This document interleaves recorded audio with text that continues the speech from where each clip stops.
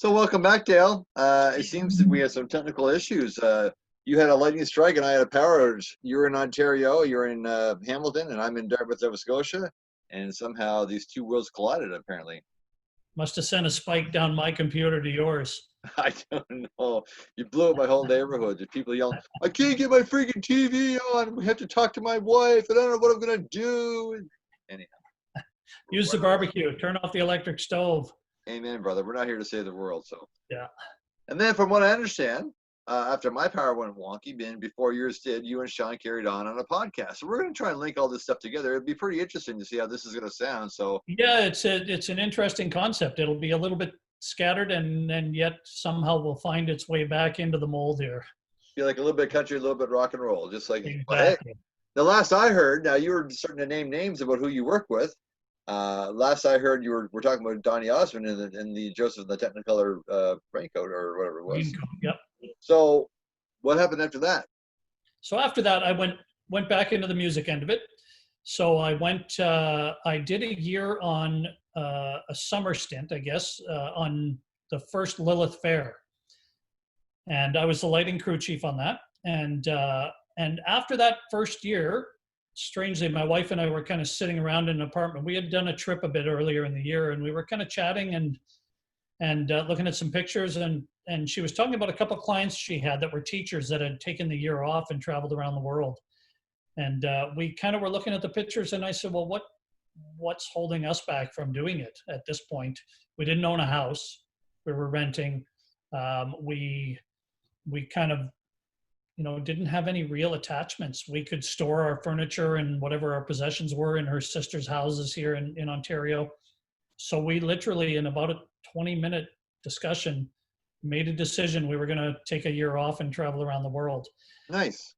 And so we did. We left in January of 1998, and we stayed out for an entire year. And while I was out there, I was getting emails saying, hey, are you coming back? Because we're looking for somebody for Lilith Fair 3, the third year of it. Right. And so I said, yeah, I'll be back. I'll be back in early February, and kind of took that on. So did another stint with Sarah McLaughlin folks. And on that second stint of it, there was a gentleman named Grant Mackery, who was, he was the stage manager, but Grant is a production manager that's been around for a lot of years. He was a mixer. He mixed Katie Lang and was her production manager pretty much from the get-go. I mean, he was pretty kind of entrenched in that whole world. And then he and I became very good friends on the run of this tour. And so he had, actually, I think after that I went out, I did a lighting crew chief thing on Dido and ended up being the operator at the same time. So I did a stint of that kind of around a bunch of the world. And then I ended up on some of the Katie Lang stuff. And at the same time I was doing that, I was had started working with Diana Krall. And when I started with Diana Krall, it was a very, very small world. So I was the LD and designer. And then we had a sound guy who was the production/tour manager. It was a 4-piece, her plus 3-piece, and we had an assistant out. And that was it. We kind of traveled around for quite some time. And then the Look of Love album came out, and everything went nuts for her. And so we took on a production manager, and Grant became the production manager for Diana. And we took on a tour manager and added a bunch of crew and stuff, obviously, around all of that. And the tour became a bit bigger tour. And so the tour manager, a guy named Pete Buckland and Grant Mackery, we all became real good friends kind of through that process. It was a very family kind of tour. And we were with it for, I was with it till I think 2005 or 2006. Wow. So I did a lot of years on it. So we saw a lot of the world, a lot. Now, without getting into too much detail, Dale, and I certainly don't want to put you on the spot or anything, but I guess I'm kind of curious from my own perspective. The bigger the tour gets, and again, if there's an instant fame or instant success or a #1 hit or whatever the case may be for an artist that you're working with, does that increase your pay scale? Or is it kind of set at the beginning of the tour? It depends on the function of the tour. So, you kind of go into every tour different. You negotiate different for every tour. It depends on kind of what the workload is you're going to take on. It depends on how many different jobs you take on sometimes. I mean, there's some stuff I won't do just below a certain scale. Although if I like it and like the guys, more than happy to kind of go and do it. And I'd rather be happy doing a tour than make money doing a tour. Well, there's an old adage that you'd rather be in a good deal with bad people than a bad deal with good people, or and I would rather be in a bad deal with good people personally. So yeah, I was telling Sean, I've been really, really lucky. I really haven't had much for duds in my timeline. And well, I'm going to stop you there. Let me stop you for there, and I'll tell you why. Because I've said this to a lot of different people, and we've met well over 120 people that we talked to in the show.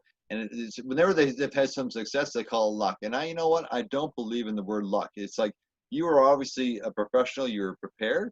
The opportunity came, and you opened the door. So you can't tell me, Dale, that based on what you're telling me right now, that you're lucky. I think you are probably the cat's ass kind of guy to go to. So good on you, seriously.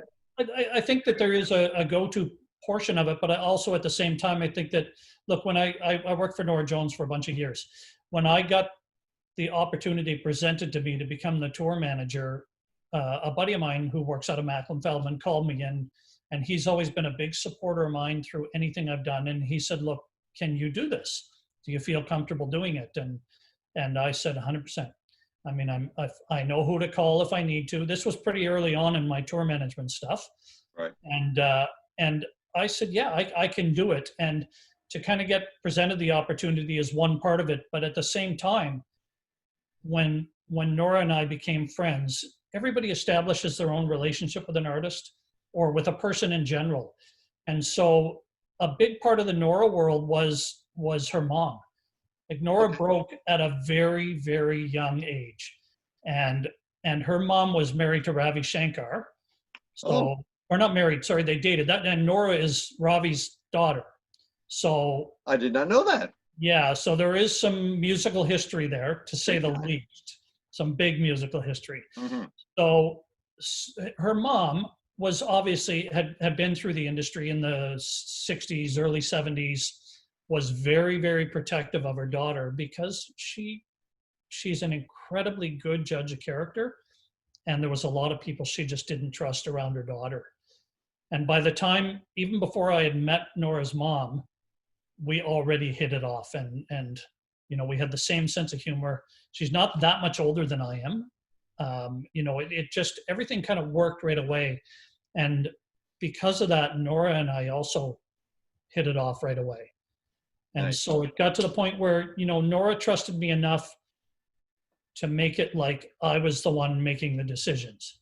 I mean, ultimately, she's the one that makes the decisions, but you hope to be in a position where you stop getting somebody looking, and micromanaging is a bad word, but having to question, like, okay, why are we doing this? Mm-hmm. Is there a different alternative? Is there, and I have a pretty logical brain, so I always have answers to why I've done something.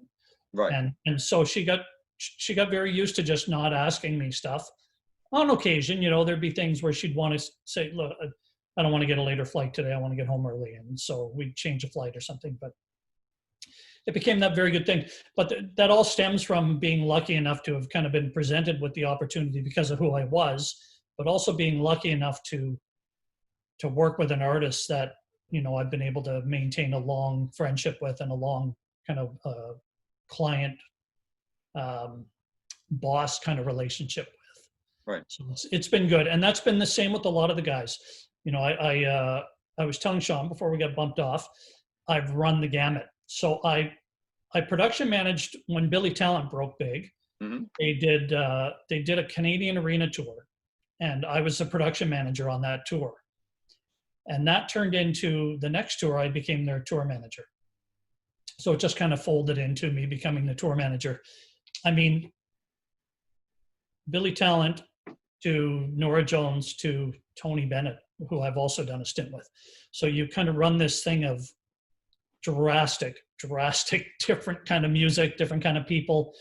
But ultimately, the Billy Talent guys, Tim Horton drinking, hockey loving, good old Canadian guys. And right. I loved working with them. They're just the greatest guys.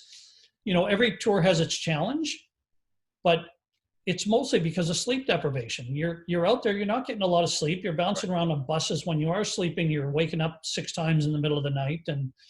And so the challenges are really trying to get people to settle into sleeping and into patterns.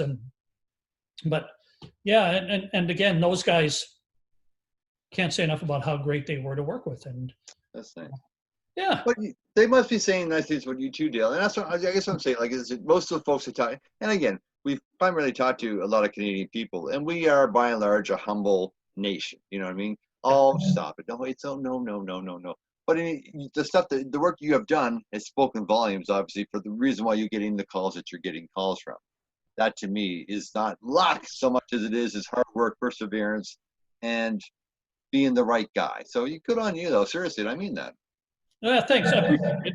I mean, I do feel, I feel like I'm one of the lucky ones. I do, in terms of just the quality of the people, not necessarily the music, although I love all the genres of music I've been able to be involved in as well. And I've worked with some of the best musicians in the world. I mean, some of the stuff Diana Krall had coming in for musicians. I mean, my God, we had Peter Erskine drumming for us for a while, and Jeff Hamilton and John Clayton playing bass. I mean, these guys, Christian McBride playing bass. And these guys are big jazz guys. And then, into the world of Nora Jones, where we had Joey Waronker playing drums, and we had Smokey Hormel playing guitar. We had Gus Seifert, who now plays with Roger Waters, playing bass. When I was working with Katie Lang, Abe Laboriel Jr. was our drummer. Well, he drums for Paul McCartney now. These guys are like really serious musicians. So I've been able to experience a lot of what I kind of grew into the business loving, which was live music, which is great. Well, that's my next question I was going to ask you now. So, and I don't want to keep you all night, Dale. I appreciate your patience for all of our technical difficulties here tonight. My goodness, you've been on 3 platforms tonight. You've been our first guest on all 3 platforms. That's awesome. I'm a very patient guy, believe me. My question is, to give me the highlight reel, I guess, what's been maybe the high and maybe the low of your career, if you don't mind sharing? I guess the high in my career is just still being able to do it and enjoy it. Yeah. It really has. I mean, I've enjoyed pretty much every artist I've worked with for different reasons, and it's been really good. And to maintain, I've been married now for over 20 years. Nice, congratulations. So to be able to maintain all of that through it, and I made a decision. I'll tell you a quick little story. I made a decision when we took the year off and traveled.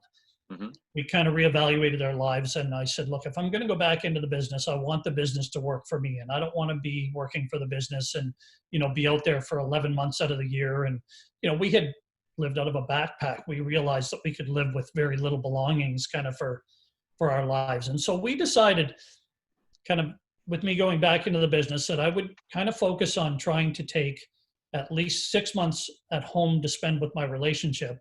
Nice. And 6 months working, and try and balance our money kind of based on that.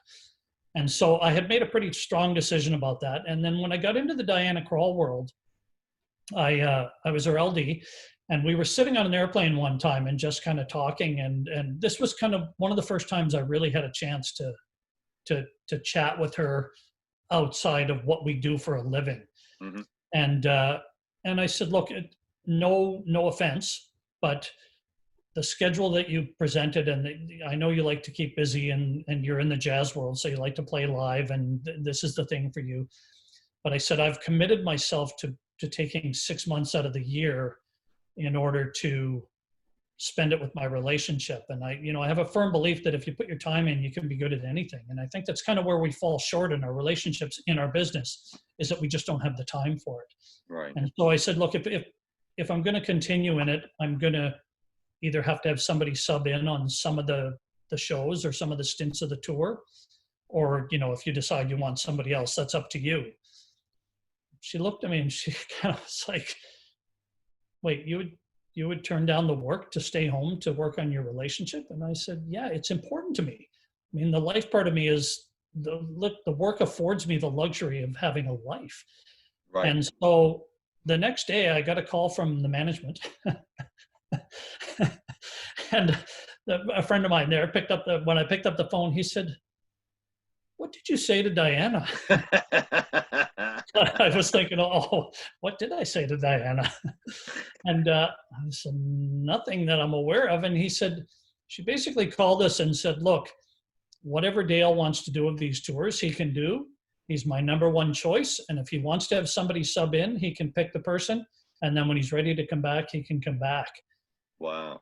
And I just kind of went, at that point, I went, well, this is obviously the right direction for me. And, I can continue on doing what I'm doing, try and find the balance of work and life. So let me ask you again, Dale, after that story, do you feel like you're lucky or that you're talented? Well, I feel like that was a very conscious decision. And so kind of having done that, I've been lucky enough to be presented with tours where they've been put in front of me and I've looked at the scheduling of it and said, this is great. I mean, this works perfectly for what I'm trying to do.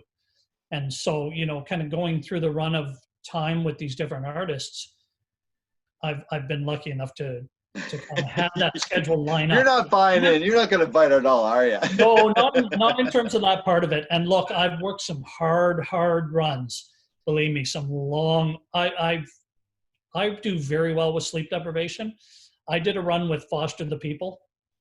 We did 26 days straight in Europe.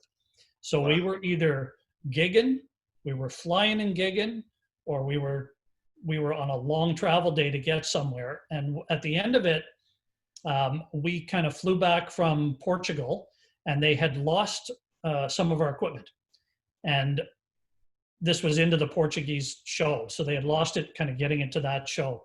And we had about a 6-day stint at home before we were flying to Japan. And so I was up at about 4:30 in the morning every morning trying to track down this gear to get it back into North America. It was coming in on a carnet. So I had to get it back in to get it back over to Japan to get it there in time for the show we were doing there. And so I was home for those few days, finally got this thing done. I had almost no sleep while I was home, no proper sleep anyway. Got on a plane, we flew to Japan. We did Fuji Rock, which is a big festival there. Right. The next night we got on a plane with our gear. We flew overnight into Australia and we landed in Australia at 7 a.m., had a show that night in an outdoor show. And then the next day we got up and we flew from the Gold Coast. We flew into Melbourne, did a show there the same day. Next day we got up, flew to, I think, Adelaide, did a show there. The next day we got up, flew to Sydney, did a show there. The next day we got up, flew to Montreal. Montreal? Montreal. From Sydney, Australia. From Sydney, Australia. And we did, is it Osheaga? Is that the big one there? Yep. Osheaga. So we had one day off before Osheaga. My daughter was at that gig, yeah. Oh, there you go. So we did that. And then we got on a plane the next morning and flew to Chicago and did Lollapalooza that day with our gear. So we're still moving gear around at this point. And then that night we had a bus meet us for some stuff we were rolling into in America. Well, I woke up on the bus and I had no idea where I was. It's the first time in my life where the jet lag just kind of got me to the point where I woke up going, what's this black hole? Where am I? What am I doing? I had zero idea. Oh my God, that's crazy. So yeah. That's crazy. Yeah. No, I've heard of that thing before where, like lead singers will say, please tape the city that we're in on my monitor so I can look down and say, good evening, Cleveland, so you know where you're at. But that actually happened. I get it. Those some crazy time zones, brother. That's crazy. Yeah, it was a bit of bouncing. It was, ultimately the guys were great. And Mark sang through all this. So, if he's singing it, and this stuff is some pretty high stuff. Mm-hmm. He's got a pretty high voice. If he's singing it, the bulk of what we're dealing with is just trying to deal with the jet lag.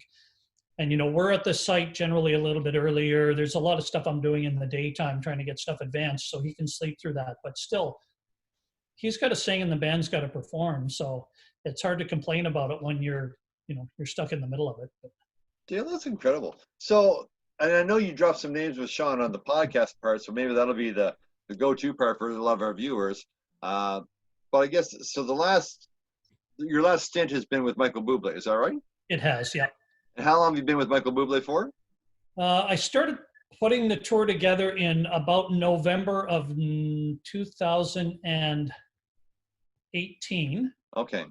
We did tech rehearsals end of January, early February of 2019, and then our first show was February the 13th, February 13th, just before Valentine's Day of 2019. Okay. So, you know, the real touring part of it, I guess, started. I went to tech rehearsals the end of January of last year. And now, through COVID, like, what was the last show you've done? We did a show in Perth, Australia. So we did a stint in Australia, New Zealand, kind of at the front end of this year, and came back in late February, and that was a stint of it. We did one private show kind of in there as well, but that was after it. That was in Las Vegas. But otherwise, the touring aspect of it was late February was the last stuff we've done. Wow. And then we were supposed to start up March. I want to say it was the 17th. Yep. Something We got like all that that. stuff going on the 17th. We're all playing St. Patrick's Days and all doing this. It was the 17th. Yeah. So we were supposed to start up in Florida, of all places.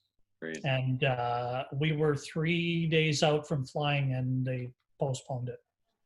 And so we, luckily, you know, I know a lot of guys out there that have talked to them that were on the road at the time it all started shutting down. And, you know, there was a wave of it. We knew it was kind of coming, and we were home. So we didn't have to reroute people. We didn't really have to do anything other than let people know that we were shutting it down. And so we were, again, lucky in that aspect of it. That was. Are you anticipating going, like, well, I guess Michael Bublé's people would know. Well, from what we hear, it sounds like 2020 is kind of wiped out. Is that what you're hearing too? We've officially rescheduled for starting in February of next year, early Feb of next year. That'll start the American stint again, and then we still this year we had a couple of stints through America, and we were going to do a Halifax show and a Moncton show, and I believe those have been rescheduled as well. Right. And then we were going to go to the UK. We were going to do some shows there where he's massive. I mean, it's just insane how big he is. Well, he's an incredible entertainer. What a voice, you know, what a genre. Love that style of music. I really do. So it's, now here's my question. Okay, that's probably my last question for you, because I don't want to keep you on, although I could talk to you all night, because I feel like I've known you my whole life. Yeah. But no, it's been really fun talking to you, Dale. I guess, what's your personal preference of music, if you don't mind me asking? I listen to a real wide spectrum. I mean, I showed you quickly my speakers and my stereo system and my bass in here.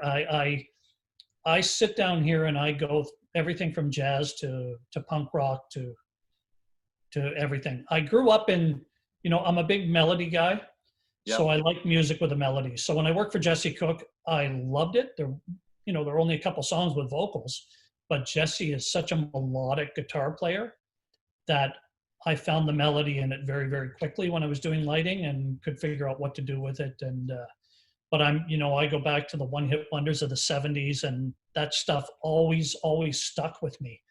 And then when I kind of started mixing bands, we were a top 40 band that was doing a bunch of original stuff. And we were, you know, Sean Kilbride, when he came in, he brought in some different stuff like City Boy and Saga and some stuff that was a little more complicated that needed a drummer like Sean to do it. Right. And, but yeah, so, you know, even that stuff, the melody of that stuff always kind of hit me. I like bands. I'm still a fan of bands that, you know, that have a guitar player and have a keyboard player and have musicians that play. The Bublé thing is great because the musicality is outstanding on it. So we travel with 22 musicians, and then we add 16 strings locally every day. So really, the horn section is 13 pieces. We add 16 strings that are all female. So they're on one side of this stage. So on stage, there are 38 people plus Michael in the run of the night. So it's big. Yeah.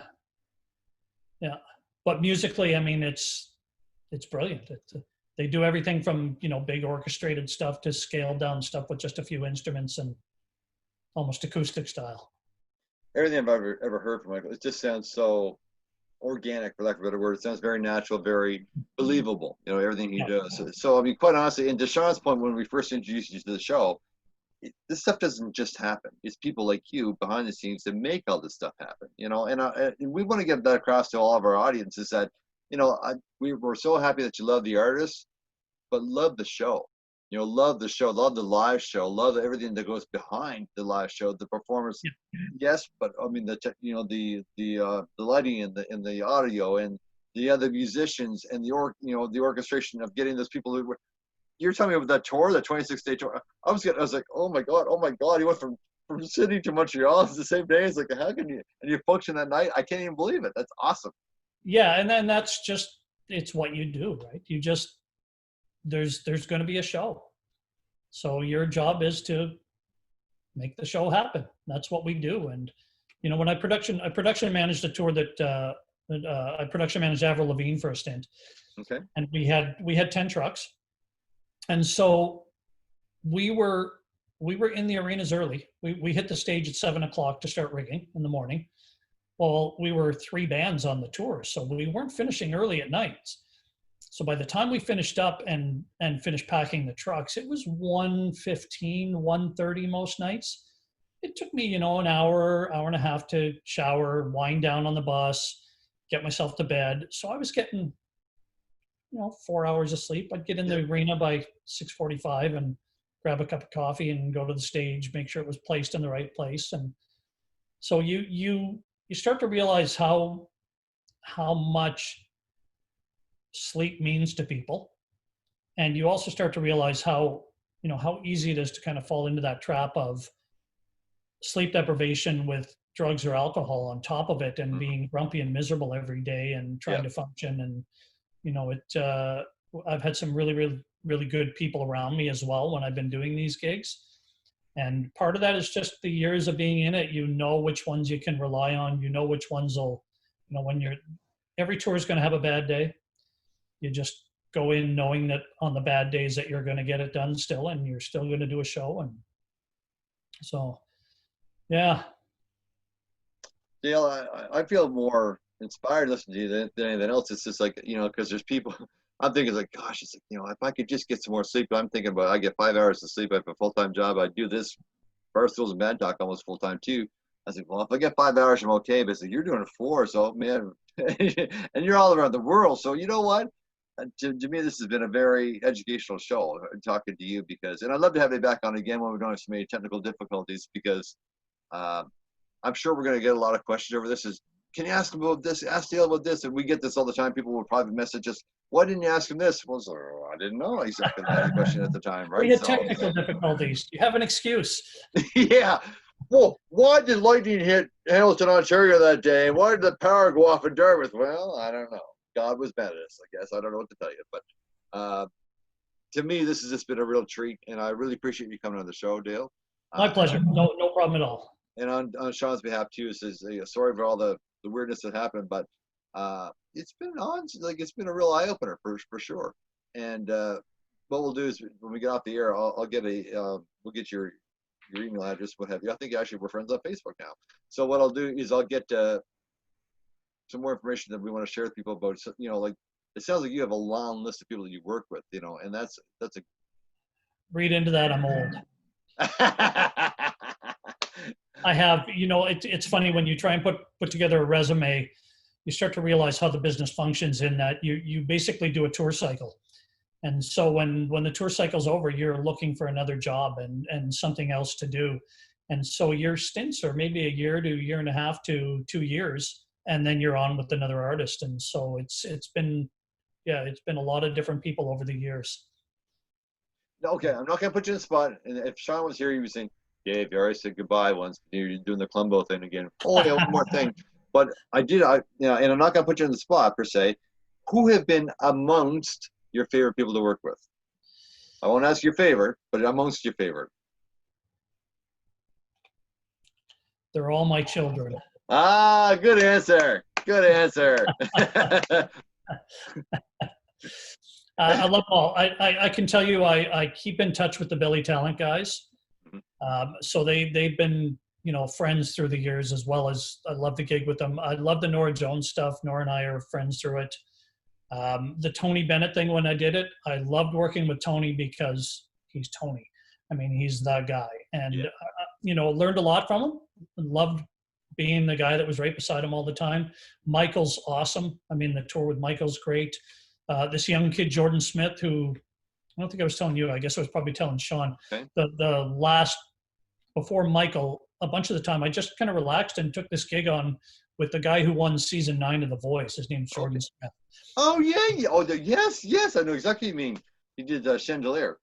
He's quite likely one of the most powerful singers I've ever worked with. I mean, I would have to stand behind him if he was doing vocal warm-ups because it would rattle my eardrums. He blew me away. Yeah, I know exactly what you mean. I was like, yeah, he was on Adams. Yeah, I know exactly what you mean. I was like, really? A, Yes. that's a guy. B, wow. Yeah, he and I right from the get-go hit it off, and he's like my lost son. I mean, we couldn't have gotten along any better, and it was a very nice, relaxed gig for me because it was, we did a couple stints with bands where he brought in a band and we did a little bit of touring, but the bulk of it was he and I and a musical director and one of the management team came out quite often with us. Really, really pleasant, enjoyable gig to do. That was great. Nate Roos was awesome. He's the singer for fun. So he did. Yes. I production managed his solo project. So when he came out in his solo project, I was a production manager with that. He's pretty versatile, eh? So he had the fun thing, and then he did that collaboration with Eminem, right? So he's all over the place, right? And with Pink. Oh, right, with Pink, that's right. Yeah. And he's another super talented guy. Mm. As is Mark Foster. Mark Foster he's one of those creative types that not just is in the music field of it. And same thing with Tony. I tell people this, a lot of people don't know this about Tony Bennett, but if you feel like you want to explore him a little bit, go to his website, start looking into some of the paintings he's done. Okay. He's been painting since he was 7 years old. Wow. And the entire time I was on the road with him, we took a couple suitcases that were a painting kit and a sketching kit, and he painted or sketched every day. Nice. And he has a studio in New York. He's still, at the point at which I was with him, he was 85 years old, and he was still studying with people to learn his craft. And he's equally as talented a painter and sketcher as he is a singer. Wow. Crazy. Yeah. So he was a good one. The Diana Krall thing, loved it. I mean, I loved working with Diana. I love working with Katie Lang. Yep. Sarah McLachlan is probably one of the nicest, easiest going artists you'll ever meet. She's one of the ones that could be out there training other artists how to be a person on the road. Mm. She's just lovely person to work with. Yeah, like I said, I've been really fortunate.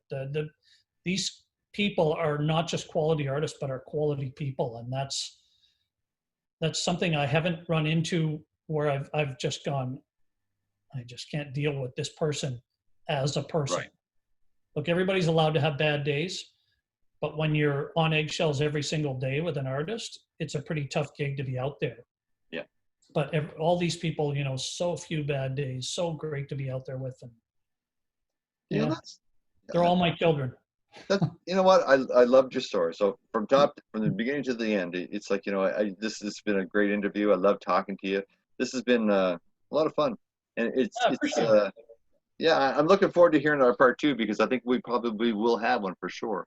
More than happy to do it. It's yeah. Well, we'll definitely give you a call back. I'll bid you do. I think I already have your contact information there for sure. But Dale, it's been a real treat talking to you tonight, and thank you. My pleasure. Keep doing what you guys are doing. It's a lot of fun. It's certainly helping get people through all of this, and it'll carry on from that point. And yeah, we're loving it. So it's all about the live music, live entertainment, whether it be music, comedy, arts, watching like a painter, whatever the case may be. We want to really respect and pay homage to the folks who are creating something. You know what I mean? Because we all need that in downtime. This has been a perfect example of a downtime. So. Yeah, and I think that's part of the reason I've stayed on the road so long is just I enjoy the live aspect of things, and so it agrees with me very, very well. I don't believe you're lucky though. I think you're talented, to be honest. That's just me. We'll call it a combination. All right. Thank you so much. My pleasure. All right, you take care of yourself, Dale. Likewise. Good night. All right.